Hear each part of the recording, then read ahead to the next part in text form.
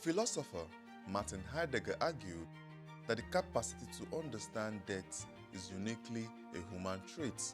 He says, mortals are they who can experience death as death. Animals do not do this. But in recent decades, detailed observations of animals in the wild and captivity have proven this statement to be wrong. So in this video, we will see which animals bury or mourn their dead, starting with elephants, one of the smartest beings on the planet. Elephants have been observed burying their dead. They display behaviors that indicate a form of grieving and respect for the deceased. Asian elephants specifically have been documented deliberately burying the bodies of their calves in a unique burial ritual. In North Bengal, India, 5 buried calves were discovered in drainage ditches on tea-growing estates with all their feet and legs protruding from the ground. Footprints and dungs of various sizes were found around the burial sites. This indicates that head members of all ages were involved in each burial. Night guards at the estates reported loud elephant vocalizations, sometimes lasting as long as 30 to 40 minutes before the head left the area. These trumpeting sounds may signify mourning and the head showing compassionate behavior. You should note that calf burials are extremely rare in nature, so these elephants burying not just 1 but 5 calves show that they did this intentionally. These calves' bodies were later exhumed and examined. They ranged in age from 3 months to a year old, and a number of them were malnourished and had infections. Bruising along each calf's back suggests that they were dragged or carried long distance to the burial site. So imagine elephants dragging their calves long distances to go bury them. You can't say that these elephants don't understand. They must feel something to make them go through that stress, because it's not easy dragging calves. I wonder how heavy calves are. I'll put it somewhere around here, how heavy a calf is. So imagine carrying that weight long distances just to bury them. While there are debates about the intentionality behind these burials and the extent of understanding elephants have regarding death and grief, these observations provide compelling evidence of the social complexities and emotional depths of elephants. The behavior of elephants towards their deceased relatives showcase advanced feelings that are still not fully understood by researchers. The next animal on our list is the chimpanzees. I love chimps. Chimpanzees are another animal that exhibits behaviors that suggest that they understand and mourn death, although they do not bury their dead like the elephants.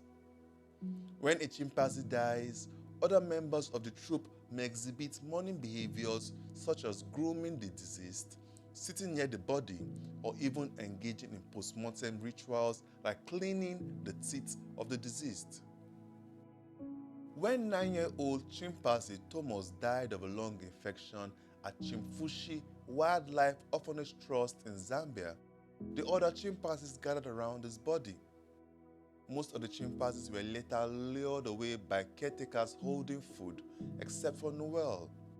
Noel, a 33-year-old chimpanzee, had adopted Thomas 4 years earlier after his mother died. She remained with Thomas' corpse, sitting by his head as her adolescent daughter Nina watched on. She raised his head gently, caressed his face, and used a glass tool to clean his teeth. It was a very sad sight. The chimp was clearly mourning the death of her adopted son. In some instances, chimpanzees have been observed carrying dead infants for days to weeks, showing signs of grief and recognition of death. These behaviors indicate that chimpanzees, like humans, may handle corpses in a socially meaningful way. They recognize the deceased as social beings rather than inanimate objects. While chimpanzees do not bury their dead, their responses to death suggest a level of understanding and emotional connection that parallels some human mourning practices.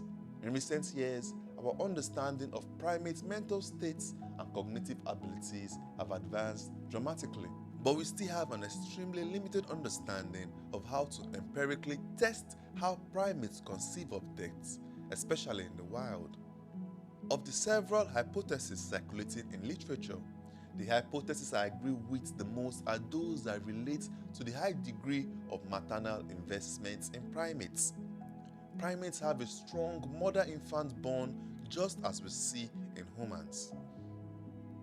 Scientists propose that the maternal physiological conditions associated with birth facilitated the continued care of corpses until lactation ceases and she is ready to mate again, which then promotes the abandonment of the corpse. This hypothesis predicts that mothers are even more likely to mourn longer for newborns than older infants. Conversely, studies of snub-nosed monkeys suggest that they mourned stillborn infants for shorter periods compared to an infant that died at 1 month of age. This suggests that the length of bonding time between the mom and the child largely defines the mourning duration. Another example is on Japanese macaque.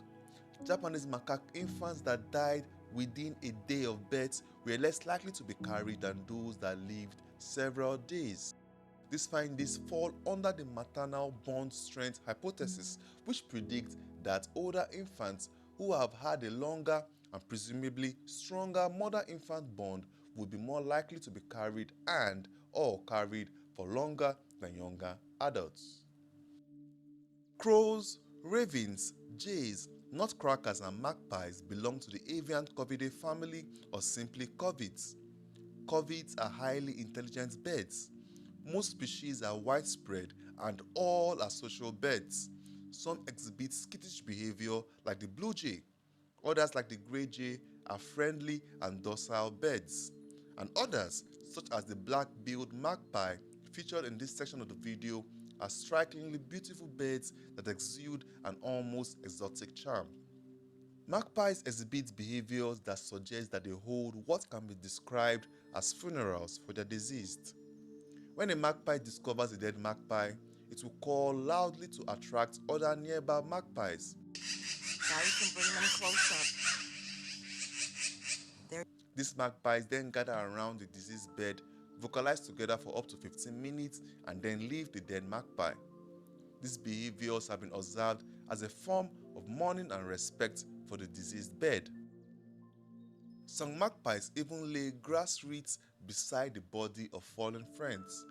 This ritualistic behavior indicates a compassionate side to magpies and challenges the notion that emotions are solely human traits.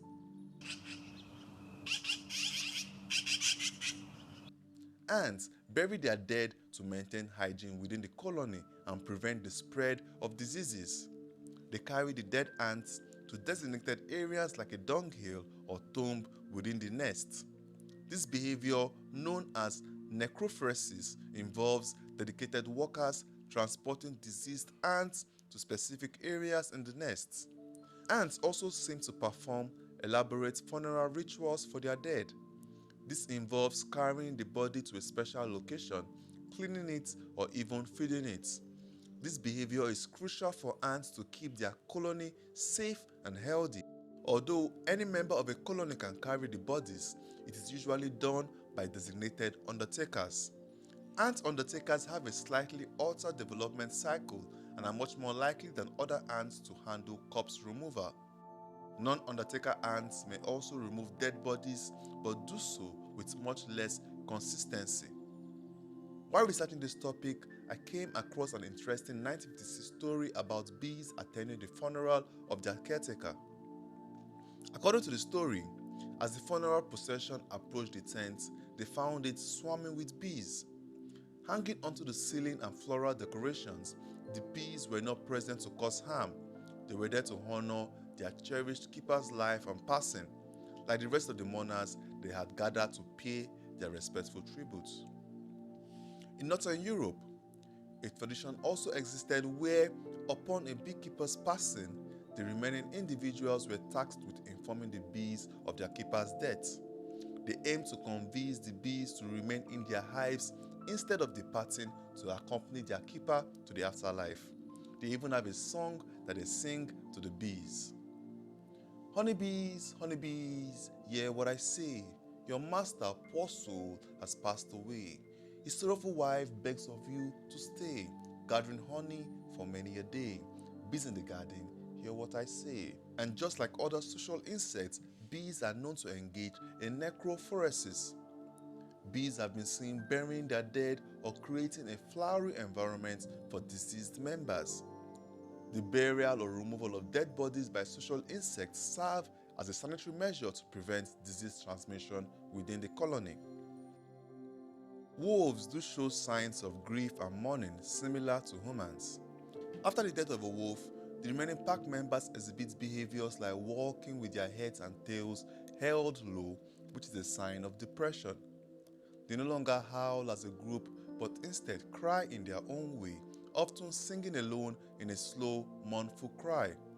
This mournful behavior can last for weeks, during which the pack members may lose their spirit and playfulness. They show subdued behavior and changes in how they vocalize. Observation by experts on wolves have highlighted instances where wolf packs mourn the loss of a member by displaying behaviors that indicate grief. For example, after the death of a low-ranking female wolf named Motaki to a mountain lion in Yellowstone, the pack exhibited signs of depression, such as holding their heads and tails low, walking softly and slowly, and inspecting the area where their pack mate was killed as if they were waiting for her to come back. And mind you, the omega female wolf was getting bullied by other wolves in the pack. She ate last and was constantly picked on. Irrespective of this, the wolf still mourned her passing. These mourning behaviors can persist for several weeks until the pack gradually returns to normal. Dolphins have been observed mourning their dead, showing behaviors similar to grief. Studies suggest that various dolphin and whale species, such as spinner dolphins, pilot whales, humpback whales, and orcas, exhibit mourning behaviors like carrying dead calves or juveniles for extended periods. In the summer of 2018, Taliqua, a member of the endangered southern resident orca community living off the coast of Washington state, was observed pushing the body of her dead calf for over 2 weeks, during which time she may have traveled up to 1,000 miles. These observations indicate that dolphins and whales may experience emotions similar to grief. Research has shown that cetaceans with larger relative brain sizes, like dolphins, are more likely to exhibit postmortem attentive behavior, which is considered a form of grief. Accounts of whales and dolphins caring for or attending to dying or dead individuals have been reported since the 1950s. Lead author Giovanni Biesi from the Dolphin Biology and Conservation Group based in Italy, along with an international team of colleagues, decided to conduct a comprehensive literature review to investigate patterns and variation in this behavior in cetaceans. The team analyzed 78 records reported between 1970 and 2016. They found that toothed whales like dolphins were much more likely than baleen whales to attend to their dead. In fact, out of the 78 recorded instances, dolphins accounted for 92.3% and baleen whales only 1.3%. An analysis of relative brain sizes across the cetacean found that the taxa with larger relative brain sizes are more likely to interact with their dead. The finding is consistent with the concept that sociality in mammals is closely associated with encephalization, also known as the social brain hypothesis. While the exact nature of these emotions in dolphins is still being studied, evidence points towards the possibility that these marine animals can indeed experience grief similar to humans. Learning about this topic has been an eye-opener. It made me stop and think about the deeper connections we share across the animal kingdom.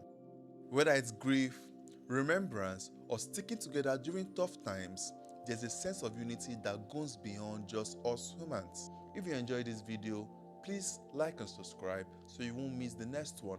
Thank you.